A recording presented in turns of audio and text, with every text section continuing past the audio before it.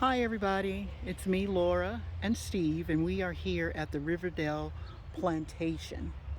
And what we're going to do here is give you a walk around the plantation and give you a little history about who about the slavery here. And I'm really concentrating on the Plummer family. And let me take a little round here so that you could see the grounds of the mansion. It's a very, very beautiful place.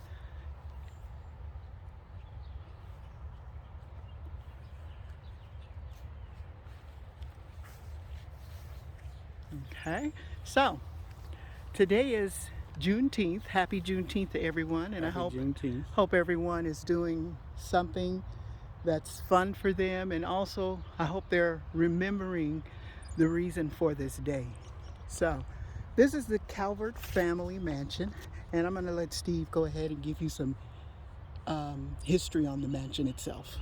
Well, it's now referred to since 1997 as the Maryland Historical Landmark as the Riverdale Mansion. It is also, in reality, it is the main building of the Riverdale Plantation.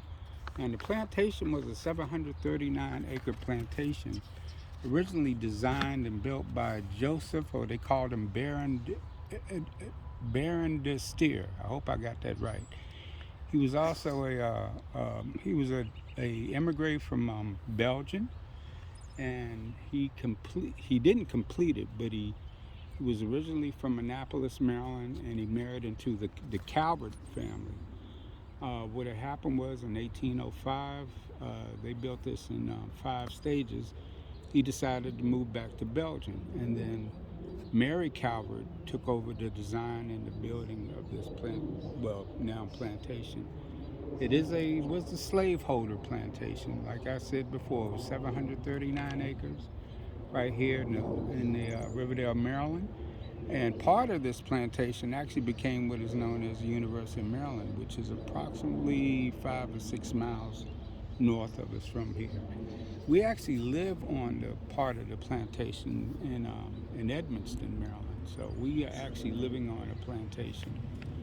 So other than that, I forgot. I'm not sure how many slaves that they owned, but it was quite large. It was over 200. And I think they incorporated about 5 or 6 towns out of this one plantation. Of course, Riverdale, Maryland, College Park, Maryland, Edmonston, Maryland, Hyattsville, Maryland, and Bladensburg, Maryland. And all those towns can attribute their existence to this plantation. What they grew here was primarily tobacco. I know a lot of people always say plantations and slavery is synonymous with cotton, but in the state of Maryland and Virginia, it wasn't cotton that was king, it was tobacco. They used to plant it, the slaves harvested it, and they had a large port, Bladensburg, Maryland, right on the Anacostia River. And they used to import it, they used to load the tobacco products in there, sail it down the Anacostia to the Potomac, to the Chesapeake Bay, and out to the Atlantic. And that became part of the slave trade too. Okay. So, Now, thank you, Steve. One of the okay. slave families that were located here was the Plummer family. According to history, Cupid Plummer was the first documented person in the linkage of the Plummer family, and he was born in 1720. He married and had several children, and he was separated from his family because during those days, families were separated because they were sold to other plantations. So he was separated from his family, and he would go to visit them on the weekends, but he would make sure that he came back by Monday so that he could work. Right, and I believe he was in the original plantation in Upper Marlboro, Maryland. Yes. And then he came here. Yes, he was. When he was 10 years old. Okay, so one of his sons, Adam Francis Plummer, moved to this very plantation when he was 10 years old. And after moving here, after reading the article about him, his daughter said that he was a very upstanding citizen, didn't smoke, didn't drink, but the only one crime that he committed was he learned how to To read, read. right? And he learned by John Bowser, who was a former slave and a preacher. So in 1841, Adam Plummer married Emily Sanders, and to this union they had 9 children that were born. His wife and children were sold to another plantation, so just like his father, they were split up. And his children and his wife was on one plantation and he was on another. So the family was separated from each other for the first 22 years of their life. So in 1863, Adams stayed here and he worked and he became friends with one of the owner's children here. And he finally, in 1863, he purchased 10 acres of land near Riverdale for $1,000 in 1870, and he finished building his first family home there. So what I'm going to do is just take you a walk around the grounds. We come here often. They offer a lot of things here, like in the summertime they offer jazz, and they also do personal tours. They do reenactments. Okay, so the area that I'm going to show you right now is, you can see the house, and then there's another separate little house beside it. That used to be the kitchen, and all of this part in the middle right here was enclosed in. I hope you can see. Yeah, also what they used to refer to as the cookhouse. And Yes, on top of it, they added another level for the slave family, the primary cook, to live at. right, But it was still, in all purposes, a slave quarters. right. This is not the original building, but this is a remake of the original building too. Yeah, so the bottom part of the house was used for cooking, and then if you look upstairs, the top part of the house was where the slaves slept, in those quarters. Also, what's interesting in the War of 1812, which lasted from 1812 to 1815, culminating in the Battle of New Orleans. They had the Battle of Bladensburg, which was a British victory. It only took place 6 miles down the road.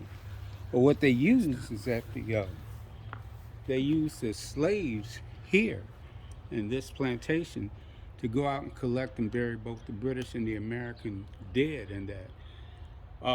It's also noted that one of the regiments that fought in that battle that did not run, there's a lot of Americans, was an all-black freed slave regiment that held their ground but the British still defeated them.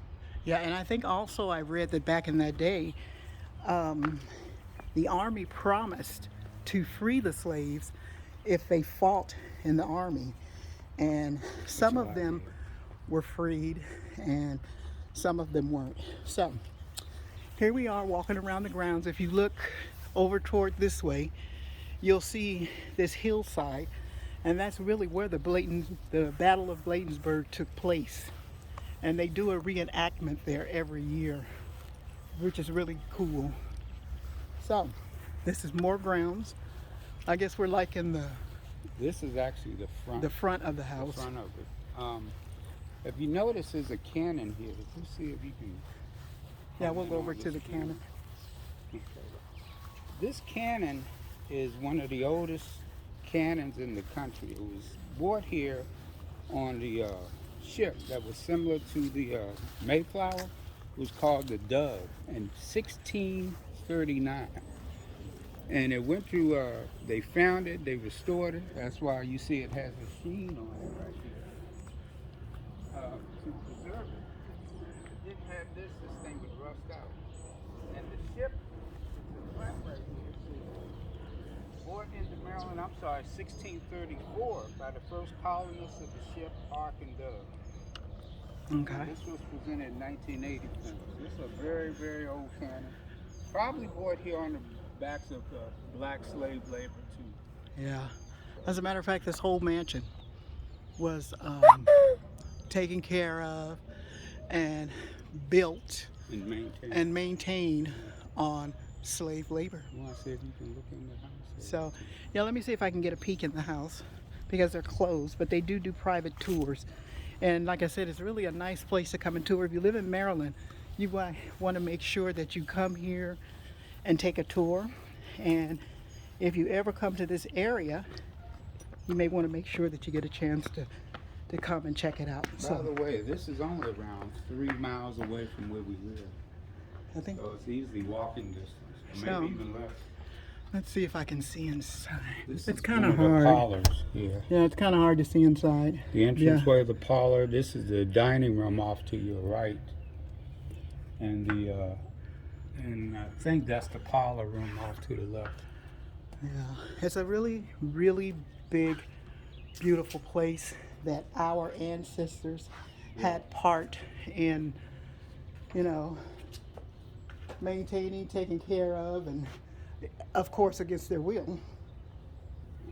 So let's go down the steps.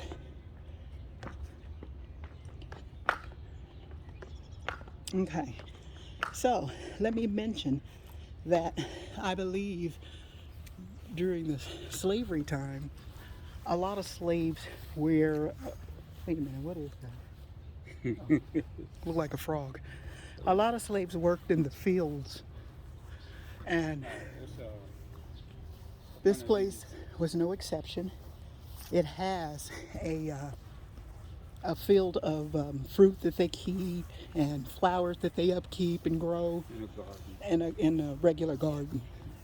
You can go around the back and see. You can look into the window and show them some of the kitchen. Yeah. Well, let's see if we can look in the window and show you some kitchen. You can see they got fresh wood cut here because they still utilize this kitchen. They actually, to this day, still cook food in here. Yeah. And they sell it for the money. I think the proceeds go to Maryland National Capital Planning Parking Commission. So it's a Right. very interesting tour that you can take. Yeah, this is. So they do a great upkeep of the grounds. It's really kept up. Let's see if we can see inside of here. So you're gonna have to really. I'm honing in. You really can't see much because the windows are kind of tinted, but this is where the kitchen is, part that they cooked. And if you There's an open look hearth over that way, there's a fireplace, or a hearth. and that's where they cooked, the meals and stuff for the house. Like I said, that door right there was connected to the house. So when you opened it, you went directly into the house.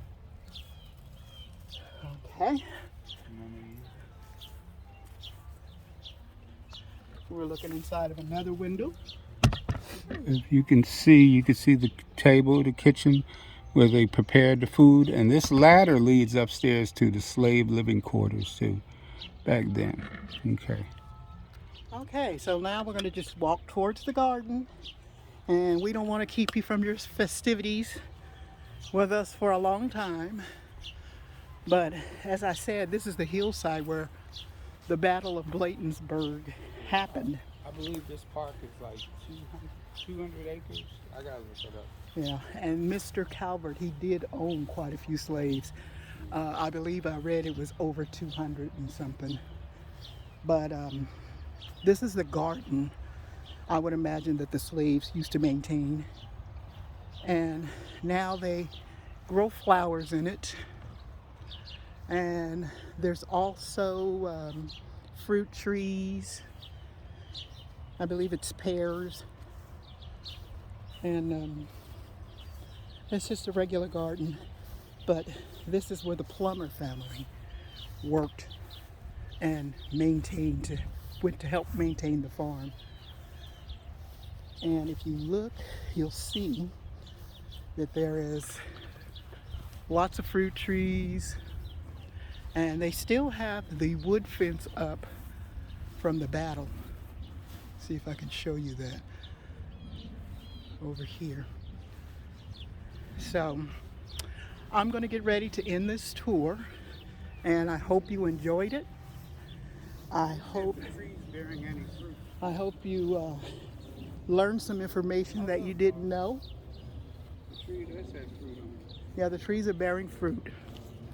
So anyway, what I wanted to tell you, I want to thank the Smithsonian Anacostia Community Museum for the information that I obtained for this video. And then I'd also like to let you know that the mansion is located at 4811 Riverdale Road, and they do personal tours from 10 to 2. So I am going to flip it around, and I'm in the sun, and it's very humid out here today too. So I hope you guys enjoyed this.